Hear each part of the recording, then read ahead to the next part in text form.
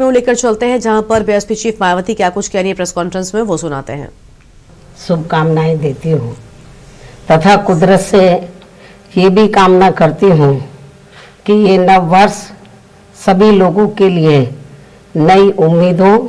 व नई खुशियाँ लेकर आए, जिसके लिए हमारी पार्टी का सर्वजन हिताय व सर्वजन सुखाय हेतु अपना संघर्ष, प्रयास एवं योगदान हमेशा लगातार जरूर जारी रहेगा। साथ ही देश के करोड़ों गरीबों, कमजोर तबकों, मजदूरों, किसानों, युवाओं, छोटे व्यापारियों, महिलाओं व अन्य मेहनतकश लोगों को भी वर्तमान में फिर से शुरू हो रही कोरोना बीमारी आदि के इस कुदरती मार के साथ साथ केंद्र व राज्य सरकारों की भी इनके प्रति व जिन वर्गों का मैंने नाम लिया उनके प्रति भी चल रही इनकी वादा खिलाफी व अन्य घोर विफलताओं से भी हिम्मत नहीं हारना है, बल्कि हर प्रकार की सावधानी बरतते हुए व अपने संघर्ष के बल पर इनको अपना उज्जवल भविष्य खुद बनाना है और इसके लिए इनको आगे बढ़ चढ़कर मैदान में डटना होगा। और इसके लिए चुनाव में परम पूज्य बाबा साहब डॉक्टर भीमराव अंबेडकर का एक व्यक्ति व एक वोट का दिया गया ये हथियार एक सशक्त माध्यम है, जिससे लोग देश में या सभी जन विरोधी सरकारों को उचित लोकतांत्रिक सजा दे सकते हैं। इसलिए अभी हाल ही में उत्तर प्रदेश, उत्तराखंड व पंजाब आदि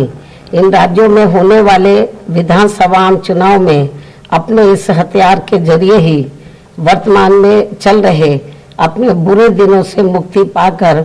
थोड़े अच्छे दिनों की तरफ सार्थक प्रयास अवश्य कर सकते हैं। यही बीएसपी का नव वर्ष सन 2022 की सही आकांक्षा व संदेश भी है। इसके अलावा आज नव वर्ष के खास मौके पर सावधानी के तौर पर मैं अपनी पार्टी के लोगों को ये भी कहना चाहती हूँ कि जब बीजेपी व कांग्रेस आदि केंद्र व जिन भी राज्यों की सत्ता में आसीन होती है, तो फिर ये पार्टियाँ केंद्र व संबंधित राज्यों में चुनाव घोषित होने से लगभग तब ये पार्टियाँ पूरे देश में जब लोकसभा का आम चुनाव होता है तो तब ये पार्टियां उस दौरान केंद्र व संबंधित राज्यों में चुनाव घोषित होने से लगभग 2-2.5 महीने पहले अपनी खूब ताबड़तोड़ हवाई घोषणाएं, शिलान्यास, उद्घाटन व लोकार्पण आदि करती हैं तथा उनकी आड़ में सरकारी खर्चे से अपनी खूब चुनावी जनसभाएं भी करती हैं, जिस पर इनकी पार्टी का नहीं बल्कि हमारी आम जनता का ही सरकारी पैसा पानी की तरह काफी बेदर्दी से बहा दिया जाता है, जिसमें इनके ये जो इस किस्म के प्रोग्राम होते हैं जिसमें अधिकांश आधी भीड़ सरकारी कर्मचारियों की व आधी भीड़ टिकटार्थियों की ही होती है, जैसा कि अब हमें यहाँ उत्तर प्रदेश, उत्तराखंड व पंजाब स्टेट आदि में देखने के लिए मिल रहा है। और इतना ही नहीं बल्कि अब यह ठंड में जो इनको गर्मी चढ़ी हुई है, ये सरकार के गरीबों के खजाने की ही गर्मी इन्हें चढ़ी हुई है, जो अभी ये सरकारी खजाने का पैसा इस्तेमाल करके प्रोग्राम कर रहे हैं। मैं इस बात को फिर दोहराना चाहती हूँ। और इतना ही नहीं बल्कि अब यह ठंड में जो इनको गर्मी चढ़ी हुई है, ये सरकार के गरीबों के खजाने की ही गर्मी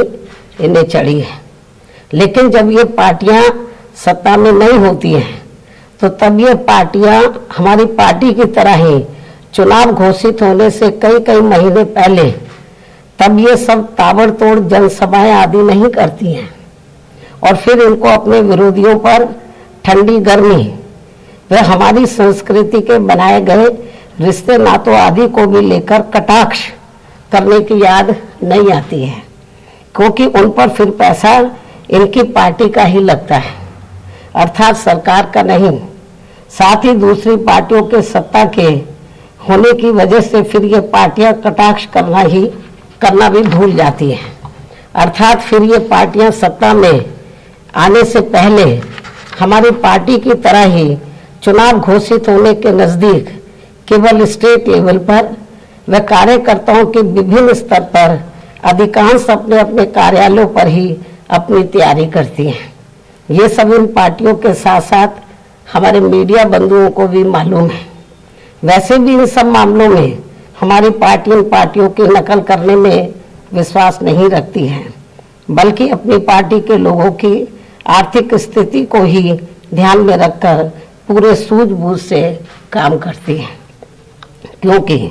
मुझे इस बात का एहसास है कि यदि मैं इन पार्टियों की तरह इनकी नकल करके आए दिन खूब जनसभाएं आदि करती हूँ, तो फिर मेरे लोग चुनाव के समय में जनसभाओं आदि करने के लिए ज़्यादा आर्थिक बोझ नहीं उठा पाएंगे, क्योंकि हमारी पार्टी गरीब और मजलूमों की पार्टी है। दूसरी पार्टियों की तरह धन्ना सेठों व पूंजीपतियों की पार्टी नहीं है। हमारी पार्टी के साथ साथ एक मूवमेंट भी है। और यदि हम दूसरों की नकल करेंगे तो इससे फिर पार्टी को धन के अभाव होने पर चुनाव में काफी कुछ नुकसान पहुंच सकता है। कहने का तात्पर्य यह है कि चुनाव की तैयारी को लेकर हमारी पार्टी की अलग कार्यशैली व तौर तरीके हैं, जिसे हम बदलना नहीं चाहते हैं। चाहे तो विरोधी पार्टियां खूब कटाक्ष करें या मीडिया भी खूब उल्टा सीधा लिखे, लेकिन चुनाव को तैयारी को लेकर हमारी पार्टी की अलग कार्यशैली व तौर तरीके हैं, जिसे हम बदलना नहीं चाहते हैं। वैसे भी हमारी पार्टी की इस कार्यशैली के लिए दूसरी पार्टियों को हमारी चिंता नहीं करनी चाहिए। हमें खुद अपनी पार्टी की चिंता है। इसलिए आज मैं नव वर्ष के मौके पर पूरे देश में अपनी पार्टी के लोगों को यही कहना चाहती हूँ कि हमारी पार्टी का खासकर चुनाव के दौरान कार्य करने का जो तौर तरीका व कार्यशैली है, तो उन्हें उस पर ही अमल करके अपनी पार्टी का इस चुनाव में बेहतर रिजल्ट लाना चाहिए। और यदि हम इस मामले में दूसरी पार्टियों की नकल करते हैं तो उनके पास पैसा सरकार के साथ साथ बड़े बड़े पूंजीपतियों व धन्ना सेठों के पास से भी खूब आता है, जिनको फायदा पहुंचाने के लिए ये पार्टियां शुरू से ही यहाँ गरीबों व कमजोर तबकों का लगातार शोषण करती आ रही हैं। इस खास अपील व अनुरोध के साथ ही अब मैं पुनः पूरे देशवासियों व अपनी पार्टी के लोगों को भी नव वर्ष सन 2022 की हार्दिक बधाई एवं शुभकामनाएं देती हूँ। लेकिन इसके साथ साथ